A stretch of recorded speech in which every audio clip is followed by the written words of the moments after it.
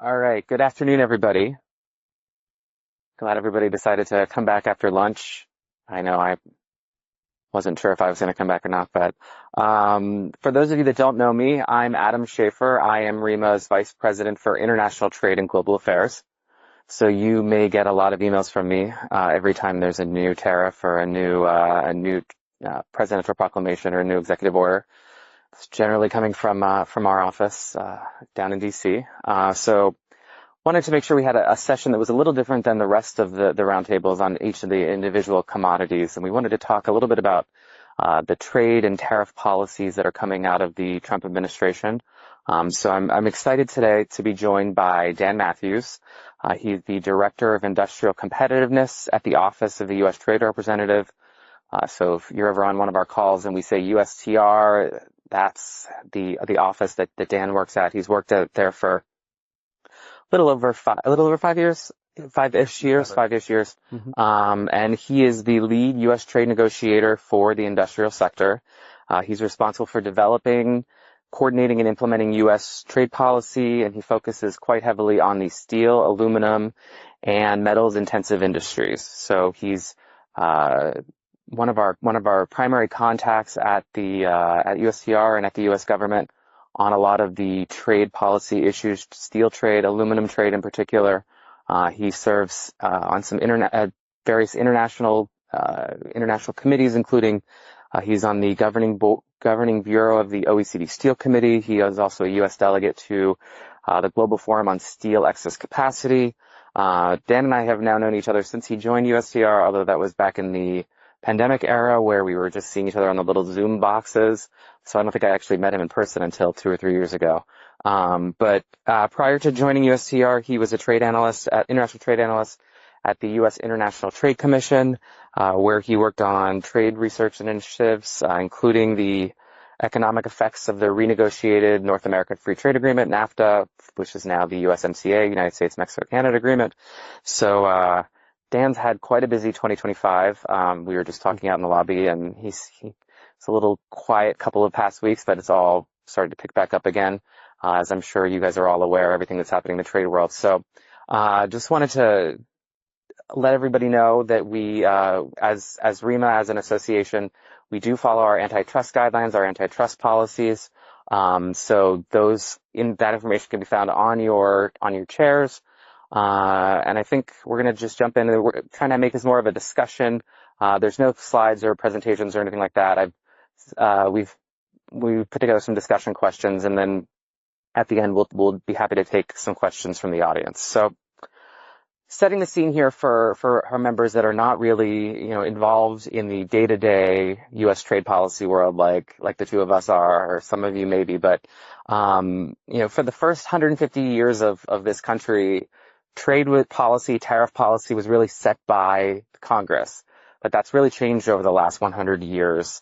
And so since President Trump came in about 10 years ago, we really started to see a lot of these new tariffs implemented coming directly out of the White House or from the Commerce Department or from U.S. Trade Representative's office. We hear all these section numbers, Section 232, Section 301, Section 201. What is the role that USTR plays in setting trade policy for the U.S. and how has that really changed over the last between the first President Trump's first term and now his second term? Well, thank you, Adam. I want to start off by thanking the folks at ReMA and all your members for allowing me to join you here in Chicago today for this timely discussion on trade and tariffs. I think, everyone is aware of this, that trade is a very important pillar of the president's economic agenda. And I want to start today by, responding to your question with some of the history of USTR.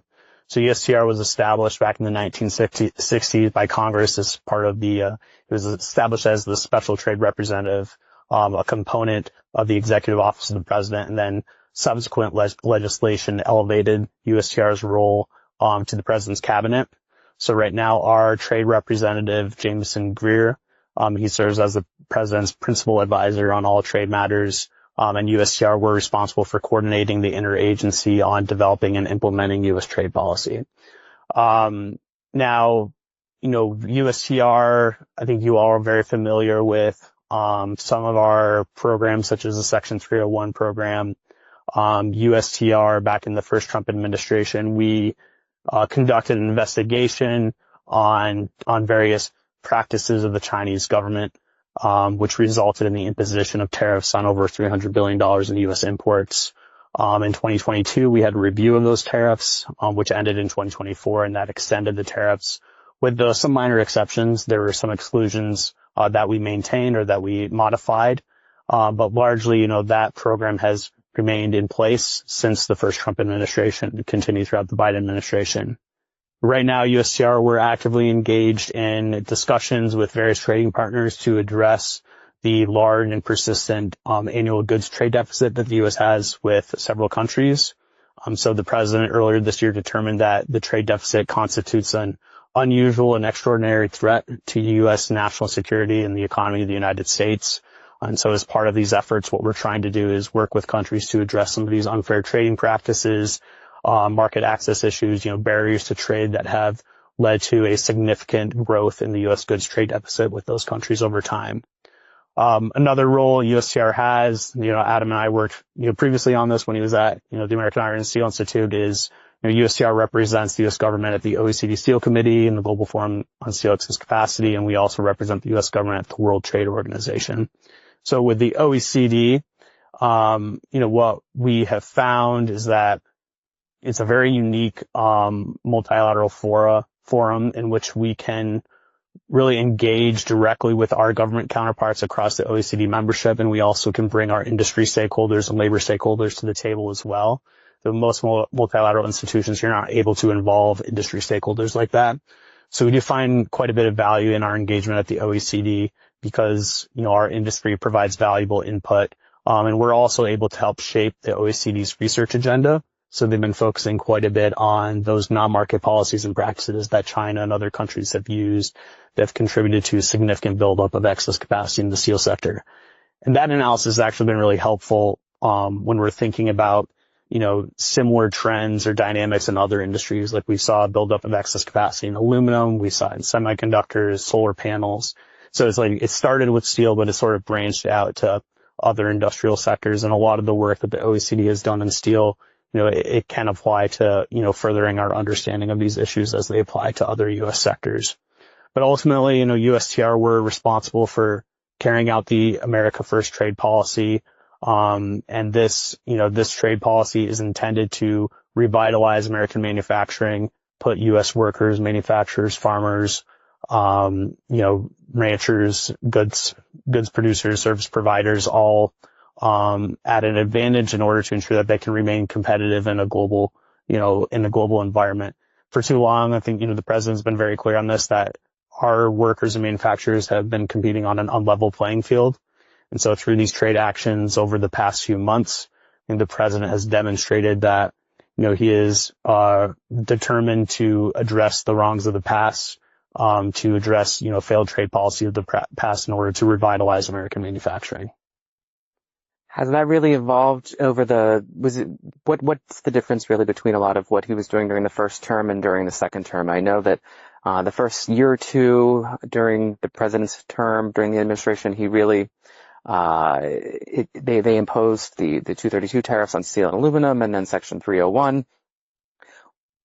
It's all happening really quickly, and I know that it's tough for everybody to keep up. But how has your role really evolved over the last few months, and where do you kind of see your role going over the next couple of months and through the rest of the term?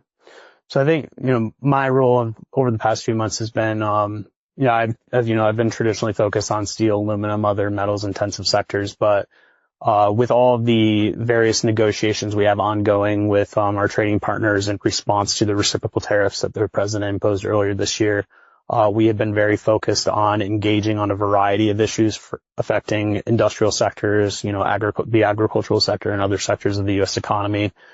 So I have actually had to really go beyond some of those traditional areas that I've worked on over the past, two administrations. So I started under the first Trump administration, was there throughout the Biden administration. So we're, engaged in intensive negotiations with several trading partners right now to address some of those barriers, non-tariff barriers, tariffs, unfair trading practices that have contributed to that large persistent annual goods trade deficit that the president is trying to address through his actions taken earlier this year. So it's sort of evolved to really, to basically, address a broader range of issues going beyond those traditional, areas of focus that I have been working on as, the lead for industrial competitiveness as it applies to metals intensive industries. So we're staying busy. I can only imagine. Yeah. So, recycled materials, we are very integral in the steel and aluminum supply chain, but we have slightly different trade priorities than domestic steel makers or domestic aluminum producers. We are not as focused on necessarily addressing import challenges or import concerns. So the tariffs are a significant challenge for us in other ways. We are much more export driven. About 70% of what is processed domestically is consumed domestically. So we're in this like slightly unique spot where we may have import tariff issues on equipment or machinery or components, but we are also supplying very heavily to the domestic steel and aluminum sectors. So, we are supportive of some of the president's actions to bring back manufacturing for sure. We're kind of an all, what's the expression? A rising tide lifts all boats. So in that sense, a lot of our members are probably happy that some of the tariffs are on steel and aluminum are helping the domestic competitiveness of those industries. But we talked a little about this, and I know I've had a lot of questions with our members. Shredder wear parts, that was excluded under the president's first term for Section 301, and it's been extended, I think, ever since. The most recent exclusion is set for the end of November. But now these products, this shredder wear parts and other equipment manufacturing and machinery, those are now subject to the derivative tariffs. Which is, I know, a different agency, not the USTR, it's the Commerce Department, but, what discussions have been going on within the administration, within the interagency process, and really how can ReMA try to make sure that our voice is being heard on some of these issues? Well, as you noted, the Department of Commerce, they are the lead on the Section 232 program and administer the inclusions process. We had the first window earlier this year, like May and June. Commerce is getting ready to launch a second inclusions window where, U.S. manufacturers will be able to request additional derivative products be added to the scope of the Section 232 measures on steel and aluminum. What I can tell you, though, is that, we've been engaging with a variety of stakeholders, across, various industries, that, are facing similar challenges in terms of sourcing, components, parts, and manufacturing equipment. And, the common message we hear is that, a lot of these manufacturers support the president's agenda. They want to revitalize American manufacturing, but that, they need to be able to secure certain inputs from, foreign sources. And so, we're really trying to assess, various supply chains for these products, determine, where do we have critical shortages, of inputs, what types of manufacturing equipment aren't produced in the United States, whether we have the ability to explore further investments, whether we can incentivize further investments to make these products that are in shortage in the U.S. market. And ultimately, that's the president's overall goal, is to incentivize more manufacturing in this country, recognizing that there are some shortages that companies, are experiencing right now, and that they really have these established supply chains that they need to rely on. But I think what's helpful for me as someone who's working at the Office of the U.S. Trade Representative and our colleagues at the Department of Commerce is, just to hear how these tariffs are impacting you directly. And so as part of that inclusions process, this next window, I strongly encourage ReMA and your member companies to engage Commerce, to submit public comments, request meetings with folks at Commerce and at USTR and across the administration. Trade policy isn't just USTR. We work with several agencies across the U.S. government, whether it's Commerce, Treasury, U.S. Department of Agriculture, and others.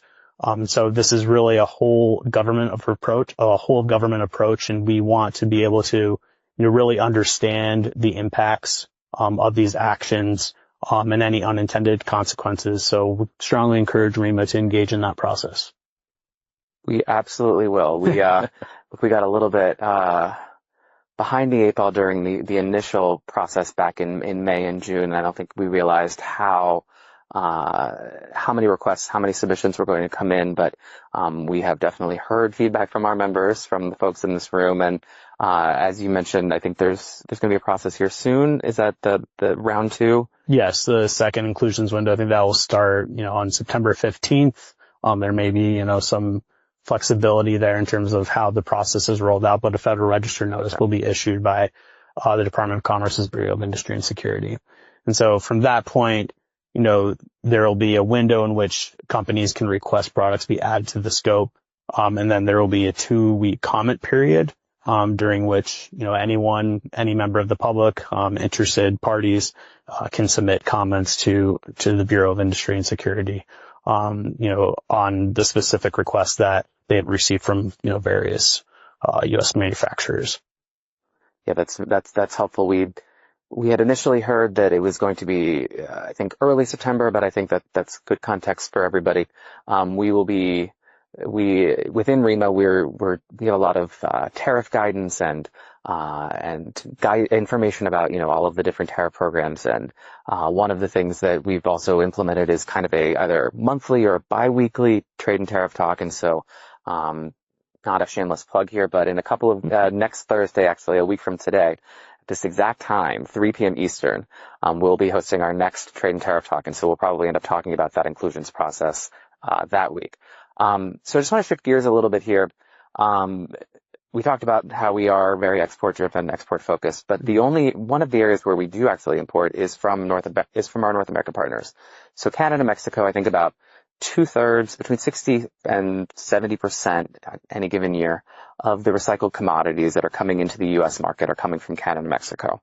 It's about $8 billion.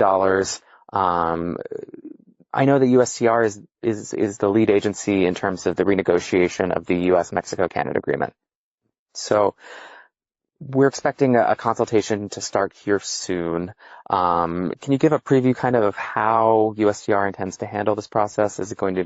I know there are some statutory deadlines for sure, but what's it generally look like? And as an association, where do we think we really have the most leverage in these renegotiations? Mm-hmm.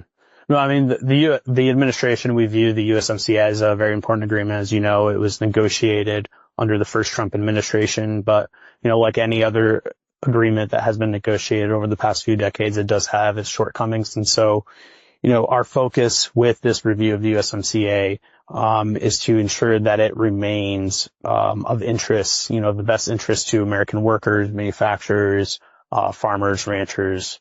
And so as part of this review process, which we have to launch, before October 4th, so it could happen, anytime within the next few weeks, we will be requesting public comments on, ways in which we can further strengthen the USMCA. I think USTR, the president, the Trump administration in general, I think, we're trying to look at the USMCA review as a way in which we can, increase the effectiveness of regional supply chains, and prevent free riding from countries such as China. So addressing like circumvention of tariffs. We want to ensure that the USMCA is really benefiting and incentivizing manufacturing across the region, across all supply chains.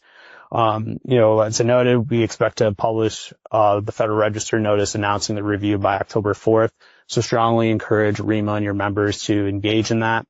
We'll also have a hearing in Washington, D.C., during which interested parties will be able to provide their input directly to USTR on the review. So again, strongly encourage ReMA and your member companies to engage in that because, ultimately what we want to do is ensure the USMCA is effective for all U.S. manufacturers and other interested stakeholders, because, ultimately our our trade agreements need to reflect U.S. interests. They need to incentivize further American manufacturing, and they have to ensure that our workers, manufacturers, farmers, whatnot, can all compete on a level playing field globally.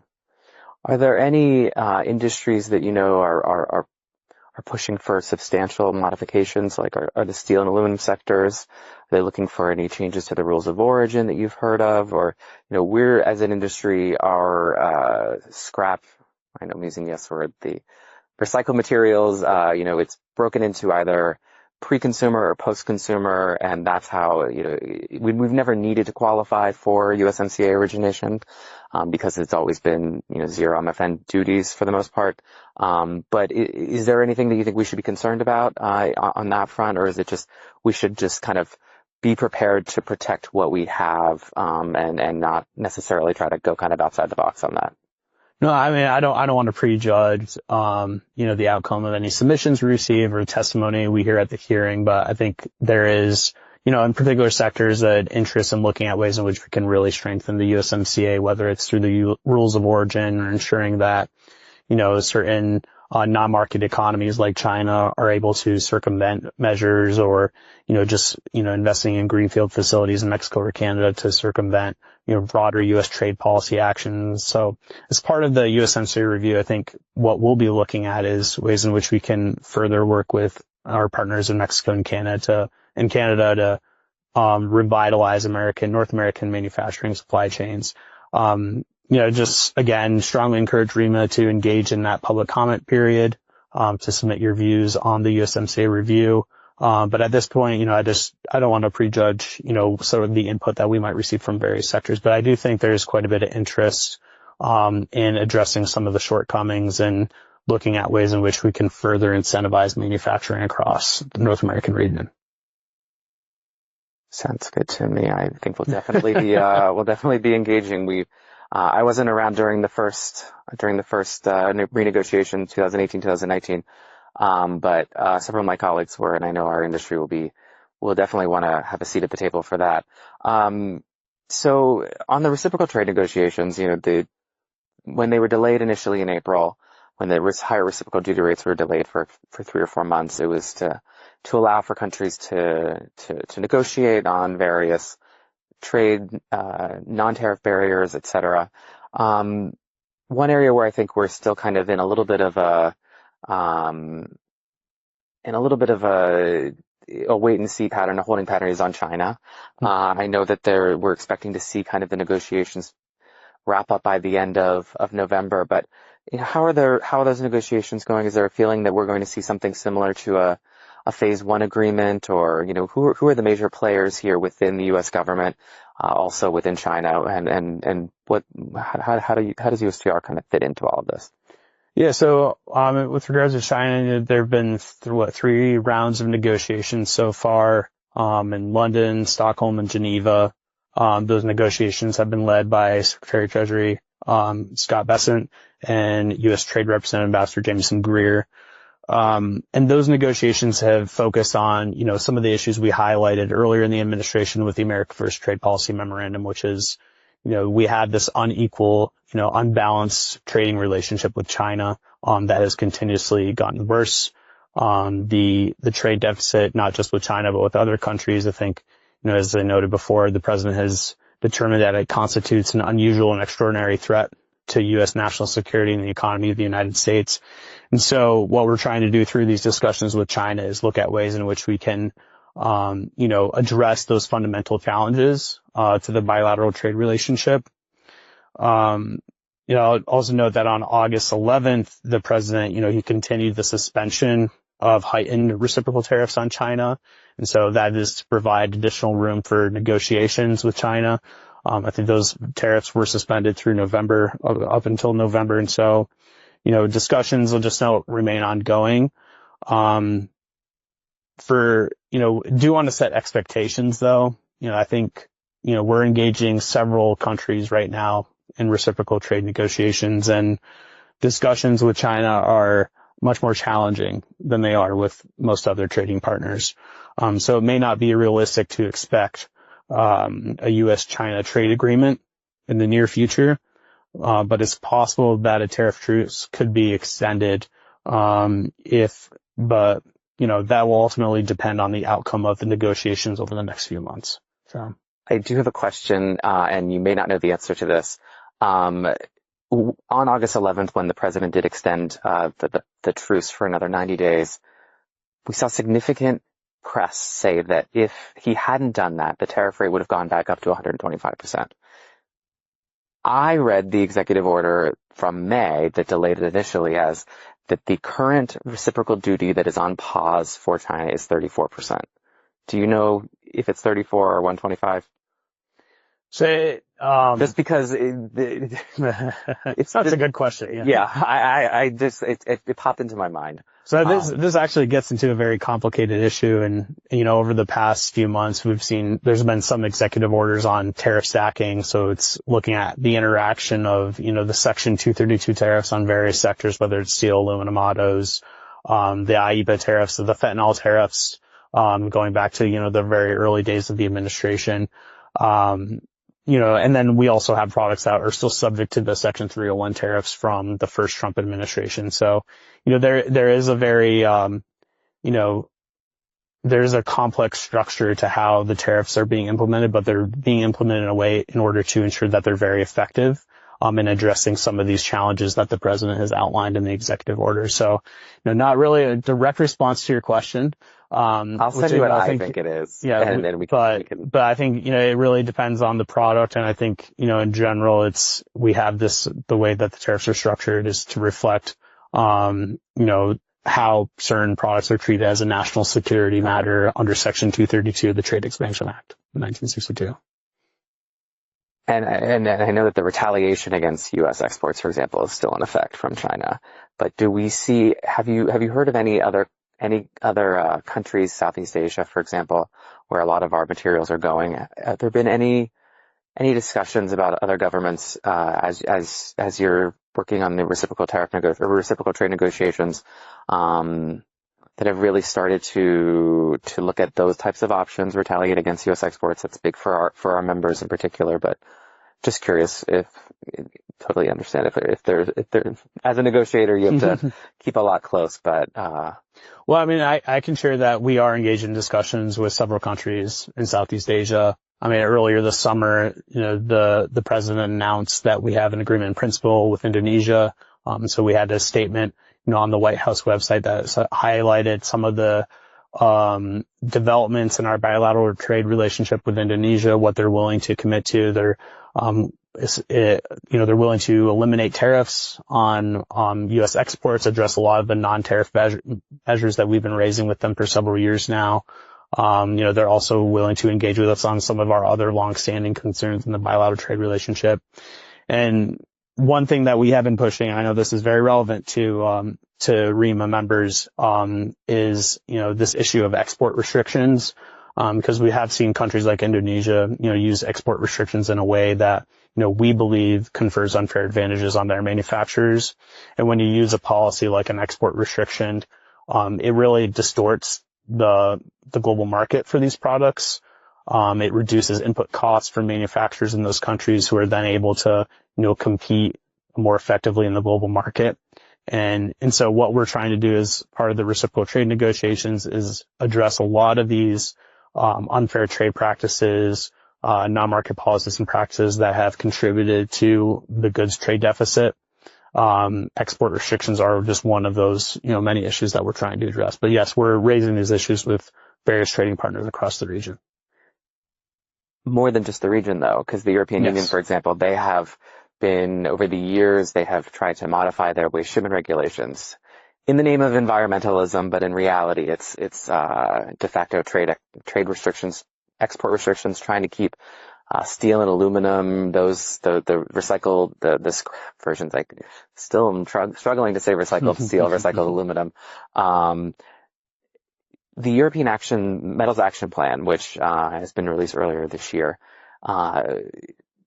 how is that? I know we've talked about that. Is that on the radar as part of some of these negotiations, and where do we kind of expect that to go? Yeah, I mean, we've been closely monitoring developments with the waste shipment regulation for a few years now, and we are very aware of the European Union's Steel and Metals Action Plan and some of the provisions regarding recycled materials like ferrous and non-ferrous scrap.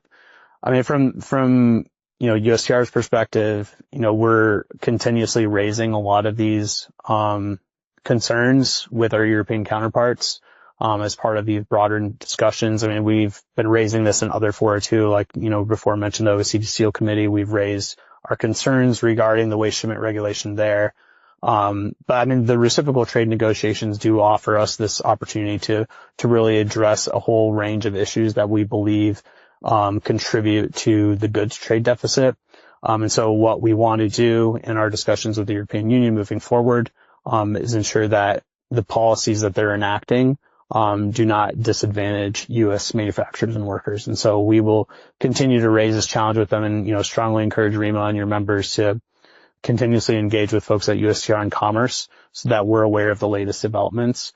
You all are ultimately on the front lines here, and so it's important for us to hear, whatever you're hearing from your customers or from suppliers, and even from your competitors in various regions around the world, whether it's Europe or Asia.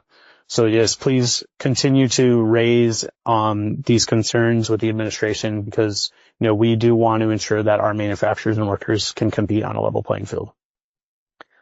Transshipment, I think, is also something that we've really started to see come out of some of these reciprocal negotiations. I think it was Vietnam and Thailand.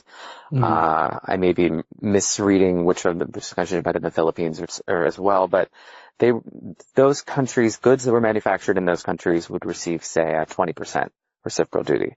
Then anything that was deemed transshipped through those countries would receive a 40% reciprocal duty.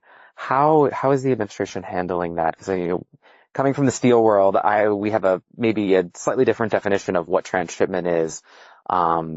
Typically if you're transshipping something through a third country and you're, forging the paperwork or putting information on the certificate of origin that's not correct, if it's hiding the country of origin, that's already illegal. So how is this working? Are there going to be any guidance that's coming out from the U.S. government, or is it going to be CBP? How's that going to work? I think we're tracing that closely just because we've seen that, there's potentially been a shift of if goods are, or if inputs are brought into a third country and then manufactured into something else, does that qualify as transshipment? I think that's kind of a concern that we may have within our industry. No, and I think it's a concern we're hearing from others too, and that's one of the major reasons why the administration is trying to address this through the reciprocal trade negotiations. So in late July, the president signed an executive order noting that if an article is transshipped to evade the reciprocal duties that were imposed earlier this year, then the good would ultimately be subject to an additional duty of 40% in lieu of the country-specific reciprocal tariff rate, as well as additional fines, duties, or taxes. So, for example, you can have a product that's subject to an anti-dumping or countervailing duty order, so the 40% would be on top of that transshipment rate if the product is determined to be, transshipped. And so U.S. Customs and Border Protection would ultimately be responsible for determining whether an article has been transshipped, and to help importers, with their due diligence.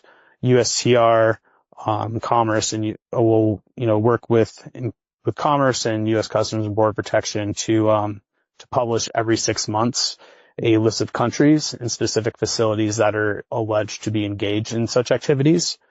And we're also discussing transshipment, as part of these ongoing negotiations that I alluded to earlier. So, moving forward, there may be additional guidance that the administration issues on this. But right now, this is, U.S. Customs and Border Protection. They are, really looking at ways in which we can really address transshipment of the reciprocal tariffs in order to ensure that, the actions the president has taken are effective in, addressing these challenges that we're trying to address through the reciprocal tariff actions earlier this year.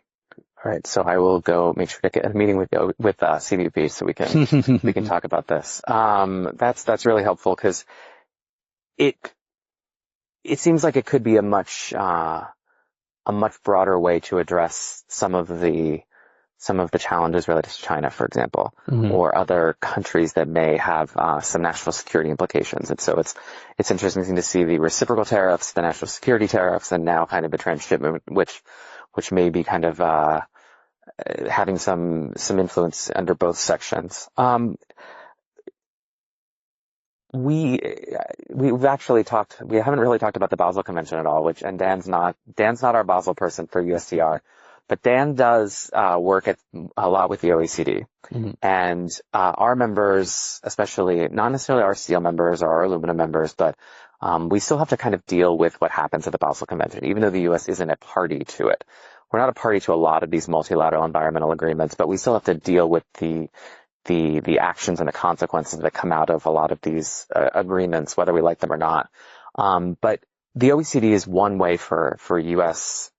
traders of recycled commodities, of electronics, of plastics, of certain hazardous materials, batteries in particular.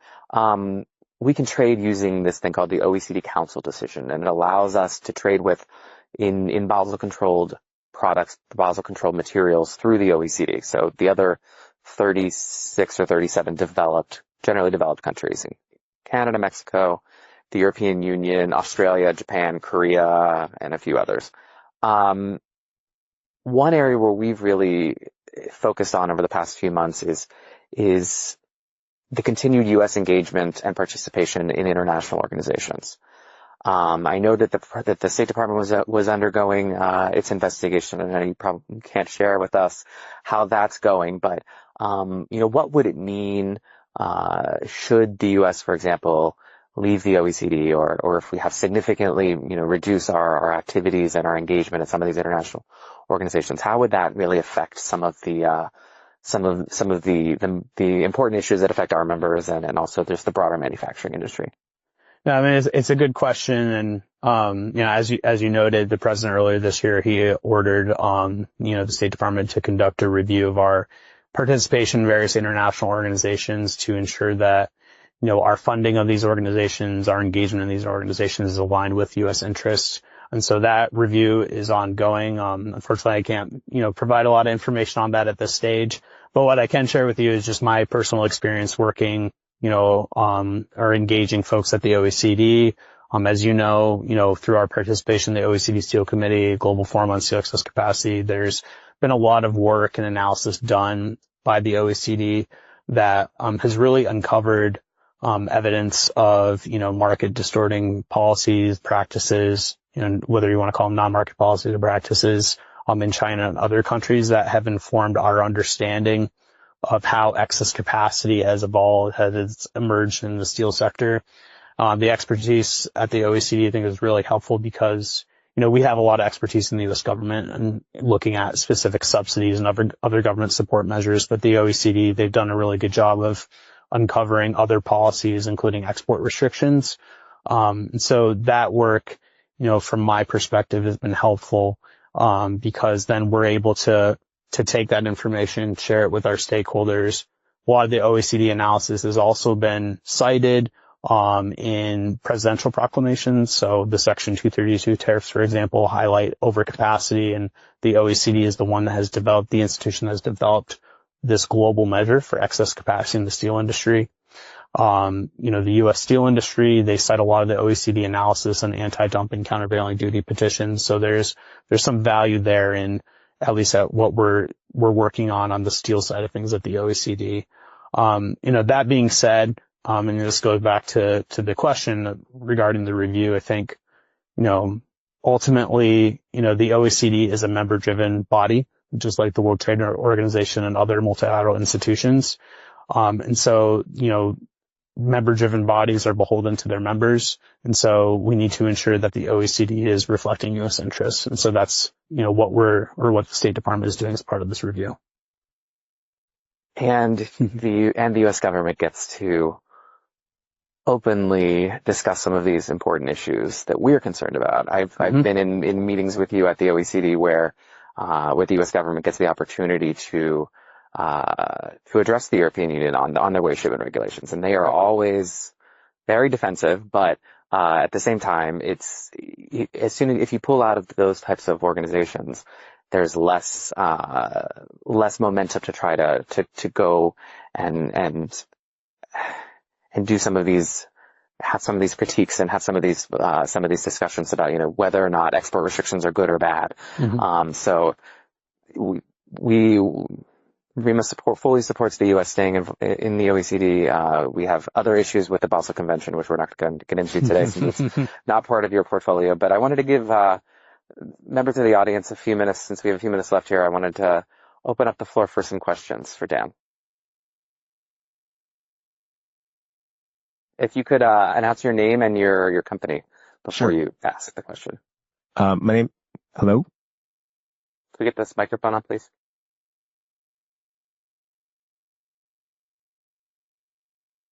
You want me to just, hello? Yeah, there we go. There we go. Yeah. Nice. My name's Chad Kripke. We have an aluminum, I live my world in the aluminum space. I have a 232 related question. So, I read the brief that came out from the Aluminum Association recently where they were talking about, on the deficit of our consumption on primary aluminum. It would take like 4 Hoover dams and 10 years and incredible power contracts with AI is gobbling up huge amounts of electricity. I'm curious how your office or whoever else is dealing with this approaches the treatment of how they might deal with this on the aluminum side versus how they might have arrived on, the zero tariff on copper cathode, where we kept the tariff in place on semi-finished goods, but not on the raw material. So, yeah. No, Does yeah, that make sense? yeah, it does. No, thank you very much for that question. And yeah, I'll just start by responding. The 232 program that's administered by the Department of Commerce. But what I can share there is, I think we recognize, at least on the aluminum side, that there's been this long challenge of, and I think it goes to the president's broader messaging on trade, is that over the past few decades, we've lost a significant amount of our industrial capacity. So like 1999, was about 20 primary aluminum smelters operating in this country. Today we have 4, 2 of which are, idled or have idled pot lines. And so I think, through these trade actions, the president is determined to revitalize American manufacturing. With the 232 tariffs on aluminum, he does want to bring back primary aluminum smelting, and we had a positive announcement over the summer with Century bringing back some idled capacity online in Mount Holly, South Carolina.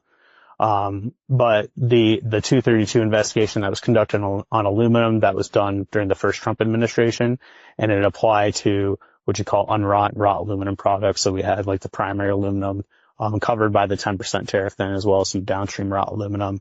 That scope has since been expanded to several derivative products. And then there was a separate investigation, that had different recommendations on copper. And so ultimately, like, the president makes these actions or determines these actions based on recommendations he receives from the Secretary of Commerce.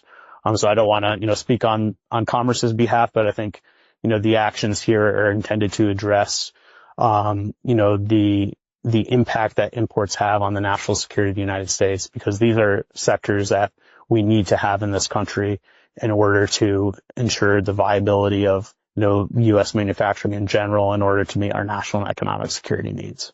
So I don't know if that directly answers your question, but I think it's important to note that, a lot of work has gone into these 232 investigations to assess some of the national security vulnerabilities that we have in these sectors. And so the president is determined to revitalize manufacturing across these sectors and other sectors that he's taken action on. Sure. So how do they evaluate then, the jobs and the operators that they're trying to exact with, to this type 3 in Alcoa versus the impact that they'll have downstream the economy and jobs and manufacturing? Again, they're the downstream the metal intensive industries that are subject to sectoral tariffs, and their competitiveness in the world stage when the raw material costs are so much higher than costs for production. It's just about products in the world. Well, actually getting harmed in the U.S. and trade deficit rather than, bad to it's. No, I mean, that's a good question. And I think, there are a lot of folks across the administration who are thinking about this, because ultimately, what we're trying to do here is revitalize American manufacturing in these sectors. And so, we're going to carefully consider, the impacts on all of our manufacturers. We're assessing, as I noted before, we're assessing some of these, supply chain issues that various manufacturers have raised with us. It's been really helpful to hear ReMA's perspective, just engaging with Adam, really understanding some of the challenges you all are experiencing. I was at FabTech earlier today, down the road, engaging with stakeholders there to really understand, what products, what manufacturing equipment they are bringing in from other countries because there isn't available in the U.S. So, folks at Commerce and across the administration, we're hearing these concerns.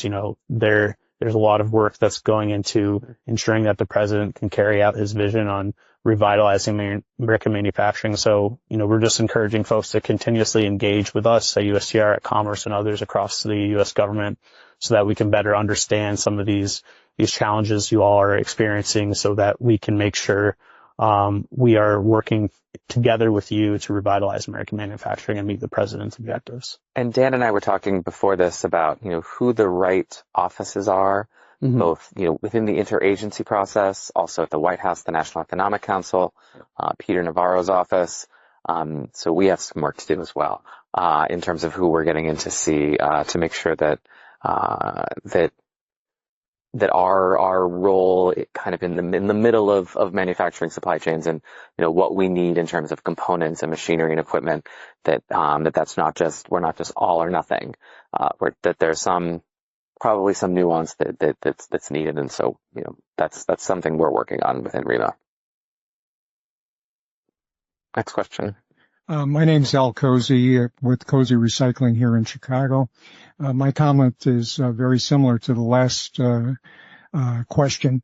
I found it ironic yesterday. One of the speakers who was building a steel mill here in the United States was lamenting the fact of the tariffs on what it was costing them for equipment, because not only is there a tariff on the equipment they're bringing in, and to use his words, that equipment hasn't been made in the United States for the last 100 years, and it would probably take 100 years more to put the infrastructure in place to build that type of equipment in the United States. But not only is there a tariff on that, now they're tariffing the amount of metal that's in the equipment that's coming in at 50% as well. Mm-hmm.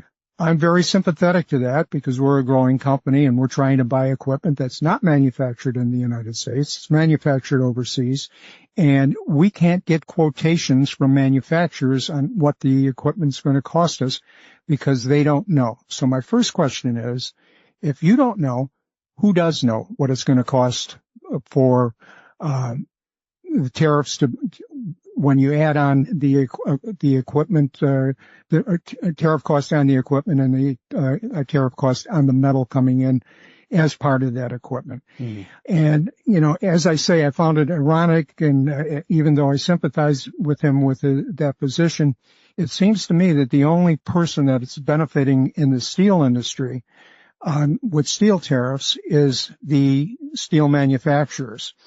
The domestic price for steel in the United States is double what the Chinese price is. It's at least 30% more than what the European price is. So you can look at the equity prices of the steel companies and see what's happened to them since the tariffs went in place. Most of the publicly traded companies, particularly electric furnace shops, have the equity prices of those companies have doubled. Their margins are as good or better than they've ever been. And yes, they employ a lot of people, and they are, and it seems to me that China is an issue. We all recognize that as an issue, but it seems like the administration is taking a shotgun approach to the tariff issue rather than a focused approach. And a small company like ours, we handle the recyclable metals that from several hundred manufacturing companies just in this area. And by and large, the majority of them are all complaining that the tariffs are putting them in a competitive advantage vis-a-vis other producers from around the world. So I'd like you to comment on that if you would. Oh, yeah. Thank you very much for that question. And I think, as I noted before, these are concerns that we're hearing from other manufacturers as well. And what I'll note on the derivatives, again, this is Department of Commerce lead, but what we saw over time with the original imposition of the 232 tariffs back in March of 2018 is that there was like this shift in trade flows. So, we saw a lot of foreign producers converting product, further downstream using substrate, from countries that remain subject to the 25% tariff.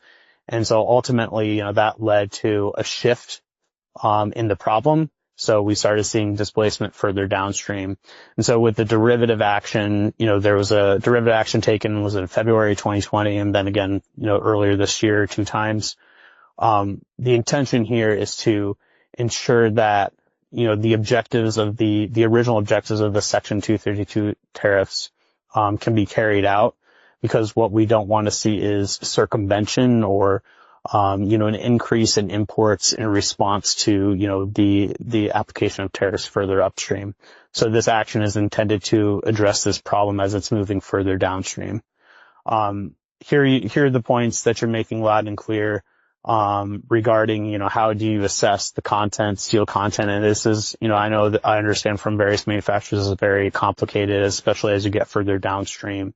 And U.S. Customs and Border Protection, they've issued guidance to the trade as to, how you go about actually determining that. It's based on the steel input that you purchase to make the product that's ultimately imported. So, we hear you all loud and clear. We understand this is a challenge, and the derivative tariffs, they're intended to address this shift in the problem that we've seen in response to the original imposition of the tariffs. And then, of course, Section 232 being a national security statute, it's really important for us to maintain the long-term viability of steel, aluminum, and some of these other sectors that the president has expanded the actions to account for. Ultimately, again, as I noted before, the president is focused on revitalizing, American manufacturing, and ensuring that, we have the industrial base that we need in order to maintain our national security and our economic security in the long term. And I'll just make a quick comment because I know that Dan won't be able to say this as a representative of the government. The Section 232 program is an ongoing action. And so there are, whether or not there's any appetite at the moment to make any modifications to the program. They decided to completely eliminate the exclusions process and add this whole new inclusions process. So if they are receiving feedback from manufacturers that are having trouble in terms of certain components and equipment and machinery, there may be wiggle room eventually. And so that's why, we want to make sure we're having these conversations with our officials, with our government officials. We also encourage our members to talk to your members of Congress. That's another way to make sure that your voices are being heard, and that your congressional representatives, your congressional staff, your Senate staff, that's being heard there. So I know there's no, I understand the position of the government, and so we don't want to put you in any awkward situation here. But I think we have one more question, and then we'll wrap it up. Yeah. Hi. Thank you very much. It's been very interesting to listen to. My name's Angeline. I work with Catamount Metals. I'm on our international division, and I just had a quick question about the 10% blanket tariffs. Specifically from countries with which America had a free trade agreement. Do you foresee these blanket tariffs ever being removed? Countries where American goods are entering free of tariff. Do you see that reciprocity ever coming back to America? Thank you very much for the question. So now we have country-specific tariff rates in place, and there are ongoing negotiations with several countries. I can't identify which ones right now, but what we're trying to do through these negotiations is address some of those tariff and non-tariff barriers that and unfair trading practices that we believe have contributed to the unusual and extraordinary threat posed by the annual goods trade deficit, as the president, highlighted earlier this year in his actions under IEEPA. And so with these negotiations, depending on how they play out, whether we can secure agreements that address the underlying issue that the president's actions are intended to address, that has yet to be determined.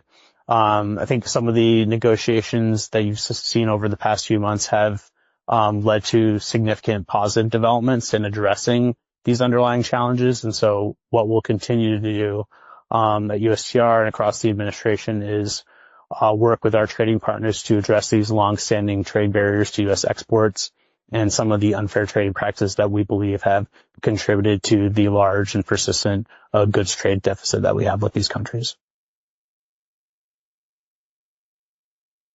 Any other questions?